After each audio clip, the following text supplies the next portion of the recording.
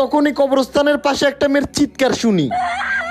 আমি ওইখানে দেখতে চলে যাই। আমি দেখি গাছের সাথে একটা মেয়েকে দাঁড় করিয়ে রাখা হয়েছে এবং তান্ত্রিক তার উপরে জাদু করতেছে। মেয়েটার অনেক কষ্ট হইতেছিল। আমি তান্ত্রিকের পাশে যাই এবং রেগে গিয়ে বলি, এটা কি করতেছেন আপনি? তখনই তান্ত্রিক বলে, আমি এই মেয়েটার বলি দিতে যাইতেছি। আমি বলি, আমি তোকে এটা করতে দিব না। সে বলে, আরে পাগল, তুই আমার কাজে বাধা দিবি। ঠিক তখনই সে আমার উপর কালো জাদু করে দেয়। ঠিক তখন থেকে আমার মাথা কাজ করতেছিল না আর আমি ইঁদুর খাইতে শুরু করি। যেদিন তুই শহরে গেছিলি ওই দিন তান্ত্রিক সর্দারের ছোট মেয়েকে তুলে নিয়ে যায় আর সর্দারের ছোট মেয়েকেও বলি দিয়ে দেয়। আর সে গ্রামের মানুষের কাছে এসে বলে, আমি নাকি সর্দারের ছোট মেয়েকে জীবন্ত খেয়ে ফেলেছি। আর গ্রামের মানুষ সত্যি মনে করে যে আমি ওকে খেয়ে ফেলেছি, তাই গ্রামের মানুষ আমাকে মেরে ফেলে। কালকে আবার পূর্ণিমার রাত, তান্ত্রিক কবরস্থানের পাশে আরো একটা বলি দিবে। যদি সে কোনোভাবে কালকে আরেকটা বলি দিয়ে দেয়, সে অনেক শক্তিশালী হয়ে যাবে, তাহলে তাকে আর কেউই থামাতে পারবে না। এই কথা বলে তুংতুঙের আত্মা হাওয়াতে গায়েব হয়ে যায়। এটা শুনে রাজস্টারের মাথায় রক্ত উঠে যায়। সে ওই দিন রাতে বের হয়ে যায় তান্ত্রিককে মেরে প্রতিশোধ নেয়ার জন্য। পরের পর্বে কি হয়েছিল